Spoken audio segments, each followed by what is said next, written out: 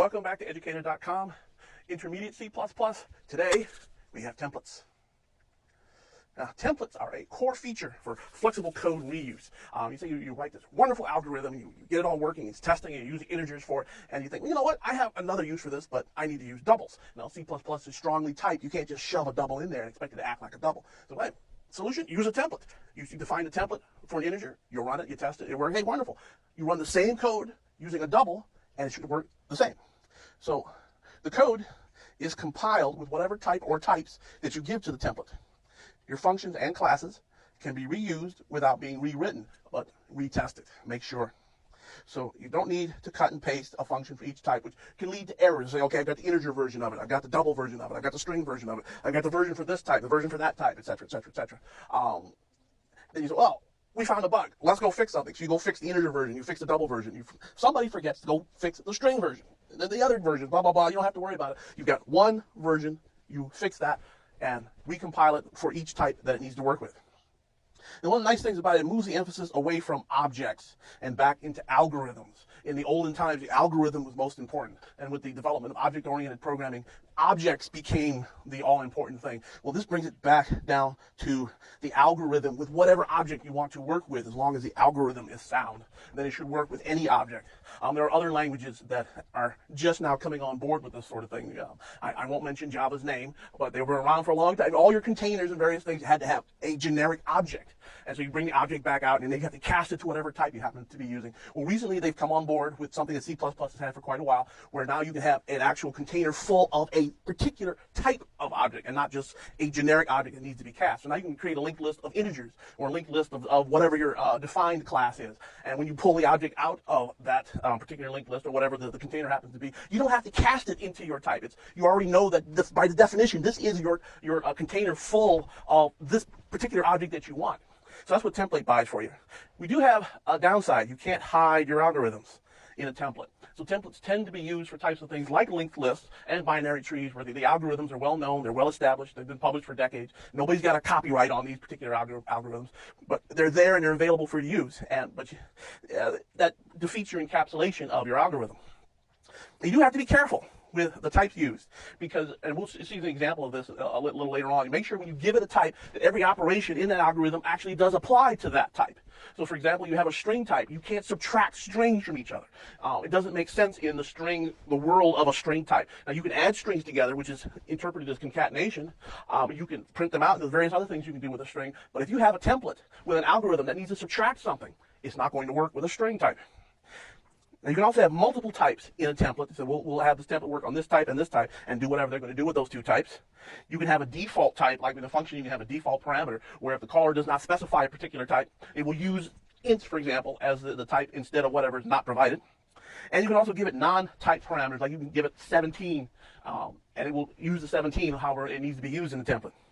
You can specialize a template. So we can have the generic template that's used for all of these various different types, but if we pass in, say, a character type, we'll do something slightly different. That would be great for the example with strings, to subtract things together. So if someone passes in a string type, well, we'll do something different. Instead of subtracting, we'll do add. Or you can say, well, let's interpret that as to mean that the second string, instead of being subtracted, we'll look in the string to see where the second string is and then remove it, just as an example. And you can also pass templates as a type to be used in another template. And we'll see examples of that. So let's go on to the next slide. So here's a function template. We'll define it with the keyword template. The greater than and actually this is less than and greater than contains our definition. Then we have the keyword type name. You may also see the keyword class. It's the same thing as type name. Take your pick, whichever one you prefer. I prefer type name because it tells me this is the name of a type. And then you give it the type. Now, very often people will use T. It's frequently used T, and then if you have multiple types, you T, and then U, and then V. Sometimes it's T1, T2. And this type is what will be used in your template algorithm and replaced with whatever type the caller passes. And then we'll have our class or function definition right after this template. Here's where we use it. So we'll have the function definition and the type that you're giving to the template inside the triangle brackets, and then whatever parameters that function requires in order to use that function. We'll see some examples in a minute. So here we have a classic example. There's every book you read, everyone out there has got this guy is greater than that guy as an example. So we're not going to be any different. So we have a template. The type name is called capital T, which will be replaced with the type. this is a function called larger, which returns that type as return value. Now we have our parentheses for the list of parameters for this function. Constant tells us we're not going to change it. So we're going to have a type of, the first parameter is going to be the given type. LHS stands for left-hand side, and the ampersand makes it a reference. So we are allowed, we will get a reference to the parameter passed in. We would be allowed to change it, but the con says we're not allowed. We have the same thing over here for the right-hand side. And it could be anything you want. LHS is just a name I picked. It could be A, B, A1, B2, etc., etc. So here's our curly brackets that indicates we have a function here. And inside the function we have got, if the left-hand side is greater than the right-hand side, return the left-hand side. That's the one that's greater. Otherwise, it's equal to or less than, we'll return the right-hand side. We don't have a separate definition for it. They're equal. So basically, it's either greater, we pass the left-hand side, otherwise, we return the right-hand side. And here we're using it. We're going to print it out. See out the larger, we want this to be an integer larger. So we pass in two integers, 300 and 3. Which one's larger? Well, 300, of course. So this will print out 300. Duh. Next one, larger, we're passing a double type. So we'll put in a 7.0, a 42.9. 42.9 is larger, so that's the one that will get printed out. And this one will work with strings because there is a string greater than comparison. So we have cout larger, we're passing in a string object, a string type, and we have capital small inside our quotes and lowercase large. Large is the larger one because it's lowercase. The lowercase letters are further along in the ASCII character set than the capital letters. So with this being all caps and this being all small, it wouldn't matter what words were here. The all small ones would be larger. Now, here we'll talk about specialization in a few minutes, where you could actually add some special codes. Well, this is a string, and we want this to be a case-insensitive comparison. You'd write some special code for that. But right now, this simple case, we just want to know, is the left-hand side greater than the right-hand side? And that particular greater than does work for integers, doubles, and for strings, and a number of other types that you could define. And you could define your own greater than operator for that particular type. Now, here's the constraints that I mentioned. Be sure that the type that you use in the template is able to perform all those operations. Here's an example. Here's one called sub for subtracting. What it does, it takes the left-hand side and subtracts the right-hand side and returns that result. So, simple enough. Here's integer A1. Subtract this integer, 100 minus 10. That should give you 90. Integer A2. Here's another one, 10 and 100 should give you minus 90. And here's a double. We're passing it, we're making this a double template now. 9.7 minus 3.7 should give you 6.0. Now here's our problem. We will get a compiler error on this one. String C, calling our sub template with the string type, passing it oops and ouch, which are in strings, and the compiler will say, I don't have a negative operator for strings. I can't process this. So you have to be careful of that sort of thing when you make your templates. Make sure that you document what the template needs to do. He said, you cannot use this template unless the type you give me has got this operator and that operator and that operator, because my template will use those operators. If you give me a class object that doesn't have those operators defined, it's going to compile out. It's going to give you a compiler error. Now, one little feature that it has that I don't particularly care for, but it's there, I'm just mentioning it, the compiler can guess if the type is left off. So here in this same particular one with the sub, if we just give it the 300, they're two integers, it will use int because the parameters are int, and you didn't specify that as int temperature, integer template. And the reason why I don't like that is it subtracts the documentation. If you're just scanning somebody else's code, you need to fix some bugs, and you will need to fix other people's code. There's just no getting around that. You will run into this, and you'll think it's a regular, normal function call. Now, eventually, after a certain number of hours gets wasted, you'll say, oh, no, this is a template, and you just want to use the default integer type. Well, no. In the meantime, you've already wasted time looking in the function library when you should have been looking in the template library. So it's better to just go ahead and provide the int. Now, the other problem with this, we've got a double here and an integer here. In this particular case, the compiler says, well, gee, should I truncate this to an integer and use the integer template? Or should I promote the integer to a double and use the double template? Rather than try to guess what you mean, it will just give you a compiler error. So, no, pick one, you guys, and use it, which is why I prefer to just go ahead and put the particular type that I want to work with. So in this case, putting double in here, it will take the 200 and promote that to 200.0. Now, another thing we can have multiple types in our template. So here we have template, we put in T1 and T2. Now, it's very commonplace to use T and then U, and the next one comes out, use V. I don't know how often you need to go past that, but T is typical, the type placeholder that's going to get replaced for whatever type you put in, and then U is very common and V is very common. So T will be the first one, U will be the second one, V will be the third one. In this particular case, I said, nah, I'll just use T1, T2, but you can actually put anything you want here. Sometimes it's a very good idea to make this a meaningful name, like this, for example, maybe your category type. So let's say this would be category, and everywhere in here where you see T1, it'll say category. This T2 is something, T2 is something, and here's T1 category. It's up to you, whatever seems most appropriate, particularly when you have more than one in there. So here this one is just a simple little function. It's not doing anything in particular. It's just taking V1, adding a casted V. It's going to cast the V2 into the T2 type before adding it to V1, because V1 here you can see is a T2 type. And then it returns that casted into T1. So you could say int A1 here is going to be your main first type, and you'll call F1, and you want the first one to be integer, and we'll pass in a 10. We want the second one to be double, so we pass in 1.2. So the 1.2 will get casted into a double and added to V1. This actually won't work because this needs to be a variable the way I have this. You can't do this to the 10 here. It does make a change to it. You can't make a change. So what we should have, let's have B1 equals F equals, let's make B1 equal to 17. And then we can say int B2 is equal to F1 int double. And then we'll pass in B1. And now since the second parameter is a constant, is unchanged, we can put 1.2 in there. So this will work. This is why all of these slides take so much time. I need to go through and test all these and make sure they work. I didn't test this one. My bad. All right, let's get the next slide. Now you can also give it default types. You can provide a default type. So if the caller doesn't give you a given type, there will be a default type that's used. So in this example, I've got T1 as an int, is defaulting to an int. T2 defaults to an int. So we'll return T1. If I don't provide any types at all, this will be int. We have T2 and constant T2. V1 is plus equal to T2, and return T1 casted. And then V1 will also get changed. So here's an example, double A2. And this is the same type of thing I should have up here. Which one is being changed now? The first one's being changed. So I need to have double A4 is equal to 3.14. And let's make it 11.5. Well, we need to use the eraser now. Erasers are so wonderful since we make so many mistakes. I'm not perfect. And if I can hear you, I go, duh, he sure isn't. Okay, I'm sorry. We erase that, and we'll put A4. So this should work without having problems. So this one, we defined the first one to be a double. We did not define the second one, so it will default to integer because we have the default provided here. And we're also going to add something right there. Same problem. Integer A5 is equal to 11.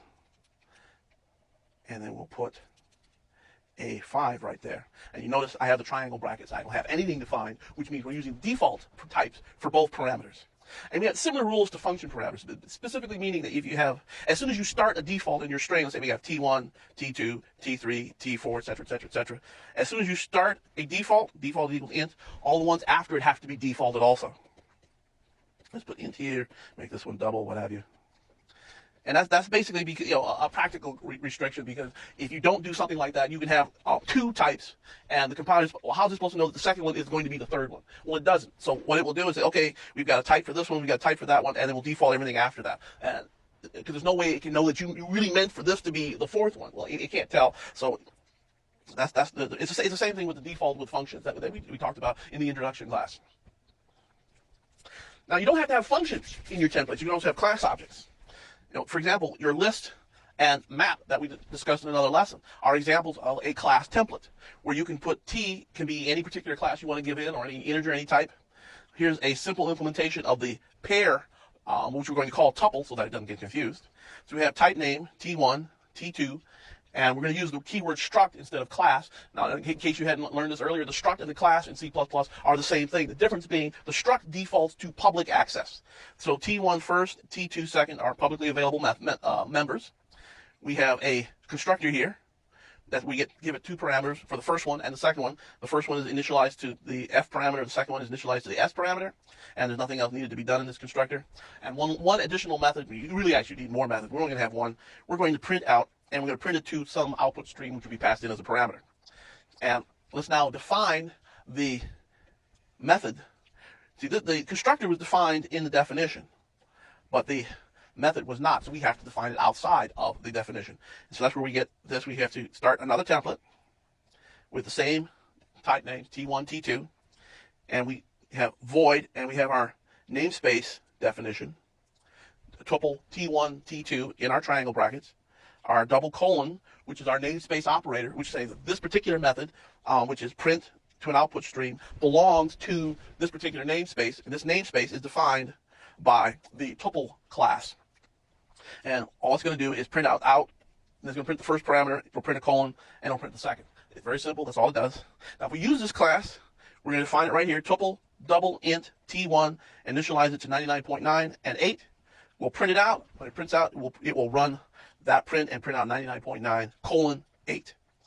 So this is a real quick example of having your class. Now, if you were actually doing this in a production system, you're not likely to use struct. There are cases when you would prefer to use struct, cases where you prefer to use class. If we made this a class, let's do an erase again. We put class here instead. It works just as well. But you do have to put the key, since this will default to being private, or you can actually put it in there. Let's say we put private there. And then we have to say public here, because otherwise we can't initialize it. You have to have a public constructor and your various public functions involved here. And then you'd have a lot more functions. You'd have functions for setting the different variables, functions for getting the variables out, a function for printing it out, functions for, you might want to overload some operators. You want to add things to it or subtract things from it. And various other. If you have an operator for adding and subtracting, then you can pass this tuple into some of the other templates that we've already defined. Now we have specialization. There are occasions when you've had this wonderful, beautiful algorithm that works for just about any type you can think of, except one. Like the string, the subtraction. There's no subtraction operator in the string object. So we can have different code for specific types of objects. Now, all the methods can have to be rewritten. There's no inheriting going on like there is with the standard object-oriented classes and such. So here's an example. We've got something called cat for concatenating two things together. We have our type E1 and E2, our two members in this particular struct. Our constructor here is to initialize it, and then add to add the two together. Now, this will work with a string. It's not a problem. But for a string, we would like to do something slightly different. Specifically, we want to put a space in between those two guys. So here we have the definition right here. So here's the initial, original generic template that's defined just like any other. I put this on the same line just to give you to save space. Typically, you'd put it on the next line down. And now here is the specialized struct. So we have your triangles are empty. And then we have struct, there's a keyword, and then say, this is a specialized string template. And then define it. Everything is just an exact copy of the generic template, except for instead of using T, you use the type that it's for. And everything is duplicated except for the parts that need to be different. So here, instead of having E1 plus E2, like we had in our generic one, we've got E1 plus a space plus E2. And other than that, everything else is the same. So we have a call right here where we're having an integer A1 passing at 22 and 33. B1 is equal to A1 add, so we'll take 22, add it to 33, and that gives us 55. And here we have a string declaration. A2, we pass it two strings, 1 and 2. And then string B2 is equal to A1 add, so it will take 1 and the space and 2, because this particular type has to have a slightly different definition to it. Now you can also give it the template parameters that are not types, because sometimes you need to pass it an integer or a double, or you want to give it some value. So we have a regular type parameters in the definition. Here's an example. Template, T is your type that will be put in, and integer is the type of the parameter, and we happen to give it capital N. It's just customary for the templates to have capitalized parameters. So this is going to be my version of an array called myArray. Simple enough. It's a very, very short, very small, very simple definition for an array. So it's an array of N slots for whatever the particular type happens to be. And here's our constructor for it. The constructor passes in a value and initializes every element in that particular array. So we're going from 0 to I is less than N, I plus plus, A of I is set equal to value. And again, you make sure that your classes have the ability to do a equal. You don't necessarily need a operator equal overload, because if you don't, it will just do a dumb copy over. There are occasions with complex classes, which we'll talk about when we talk more about classes, where you need to do what's known as a deep copy, because you'll have a object that has objects in it that have objects in that. And if you just do a simple equal, if you haven't overloaded the equal, you'll get the first one copied and the other's not necessarily copied. So you need to write a deep copy that says, well, we need to copy over the stuff that's inside that and the stuff that's inside that. In which case, this will work for those particular classes. Now here's a quick method. We want to set a specific a specific, based on, we want to get the nth array element and set it to a given value. So we say a of n is equal to val, simple enough. And we want to get that information back. We'll use at, just to be similar to an array. If you weren't using at, if it wasn't an array, you might make it say something like get, or get nth position, or whatever. But at is much simpler and smaller and quicker, less to type. And we want to get the integer and return a value of the type of that particular array element. So we'll go to the a of n and return it. So very simple. Here's our, put this in there, our n, which is an integer, and you can have double, string, whatever type is necessary. And then you can use that inside your template class in whatever way it is necessary for your algorithm. Here's a quick use. We have my array of double. So it would be D1. So we're going to have an array of 100 doubles. Each one will be initialized with 3.14. So if we print it out D1 at 15, so we'll call the at method, and we'll pass it in 15 because we want the 15th element. Don't forget it starts at 0. And so we'll print out 3.14. Simple enough. Now we'll set the 15th element. We'll set it to 99.9. So we will call this set. And D1 is a double, so we'll pass it in a double value. And it will go to the 15th element, set it to 99.9, run that same function again, that same statement, and now it will say 99.9 instead of 3.14. So this, quick review, we've got our type name, T, integer, N, and quick example of how it works. Now you can also have templates in templates. Basically what we've got here, we can use a template as the type passed into another template. So if you remember the myArray template that we defined just a minute ago, and the tuple template that we defined a couple of slides ago, so we want 100 tuples, 100 int tuples to be specific, and we're going to call it an array of tup, and we'll initialize it to a tuple int with the initial values 1 and 2. So now we have an array of 100. Each side will have the tuple, which is 2 integers, based on this definition here. So going real quick over it, this is the type T1, type T2 for the tuple, which is now a type being passed into the array for T1 for my array, and 100 is the n being passed into my array. And we're defining the variable called array of tup and initializing it with another tuple, and which has been initialized to 1 and 2. So all these will have 1, 2, all the way down. And here we have another declaration, which is only be 1 tup. So this will be a tuple, an integer tup with T1. T2 is also integer. And then this is the variable. It's not initialized to anything. We're going to initialize it in the next line down. We're going to set it to array of tup at 55. So we'll go down to the 55th one and grab that, which we know is 1 and 2, and set that to 1 and 2. And here's where we'll print it out. We'll sit out, and we'll call the 1 tup print method, passing it in the C out, because that is the output string we want to print on, and then do an NL. It should print out 1 tup, which is there, and then 1:2, which is done by the print. Now, a few words of caution. And like I said before, remember, don't use the template with a type that doesn't support the operations inside that template. And if you're just defining your own types and defining your own classes, you have to give those classes the operations, the operators that the templates that you intend to use, or don't use them, or have a template specialization specifically for that type that you want to use. But you do have to duplicate all that code except for the stuff that has to be different. So you might be better, anytime you duplicate code, you introduce a possibility for errors. Because somebody will go in and, oh, well, there's a bug in here. Let's go in this and fix it. And then he'll forget, or never even know in the first place, that this other one also needs to be fixed. So you'll fix this bug. It'll work beautifully for a little while until somebody writes some code that uses the other one, and the same code, the same bug will crop up, and then someone will scratch their head. I thought we fixed that bug. So, well, you fixed it, but you fixed it in one copy of the code. So you're probably better off to, if there's something that cannot be done with a given object that you've defined, you might be better to just define the operator for the operations and not do specialization, because you'll get compiler errors. You have an error both in the template code where that's being compiled and used, and also in the calling code, and it's not necessarily clear what's going on, what the problem is. So it's something to be careful of. Now, unlike functions and classes, you can't take a template and split it into a header file that holds the definition of the template and a compiled unit that actually has the implementation with the code. I really think someone ought to work on that in the C++ standards committee, but it's not a problem we're going to worry about. It's just something to remember. So basically what that means is the template code has to be included in each unit that requires that particular template.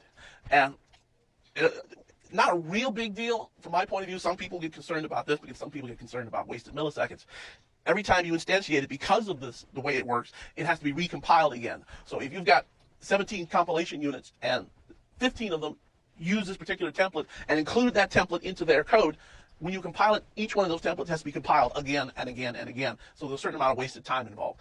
Again, I don't think it's a big deal, especially as computers are getting faster and faster, but some people get concerned about that. The thing that bothers me is it defeats encapsulation rules, because since you have to include it, you have to be able to read it. And if the programmer goes and reads the algorithm, he can start making assumptions based on how you happen to work this algorithm. Whatever methods you happen to use, whether you're using a linked list, or whether you're using a binary tree, or whether you're using an array, or whether you're using a vector, the programmer who uses your template can say, wow, he's using a vector. Since he's using a vector, I can use my pointers and add them together, and then everything will work fine. Everything will work fine until someone decides, well, hey, a linked list would be a better container. We can change the algorithm and still work just as well, but something will work better for us, will work faster for us. And the programmer who was making this assumption, now his assumption is no longer valid. His code breaks. Now, unless he's reading the template every time he compiles it, which he's not likely to do, he's not going to know that this change happened, and he's going to be scratching his head, why did my code stop working? So that's the power of encapsulation, is that the people who call your code can't write code that makes assumptions based on how you're doing things. And so if you change how things are doing, you don't break anybody else's code. But with a template, you don't have that. So the programmers can make bad assumptions. With a disciplined programming team, it's not a problem. You just tell people, don't do that. And if they don't do that, you won't have a problem. So you may run into issues with debugging because you're writing this code. There's no compilation unit. So if you get a bug, you get a crash, something happens, it'll be in the template code. But which place did you call that template code from? So you may have some issues. So document everything that you do. Document the operations. Document what the algorithm is supposed to do. Document what types you've tested it with. I can't emphasize that enough. Document everything, even more so than with other functions because of the issues involved. So otherwise, we have templates gone wild. And they're all different types of templates. And this guy's unhappy because he's at the end. Everybody else is all right. All right, that's it for today's lesson for Intermediate C++. We'll see you next time.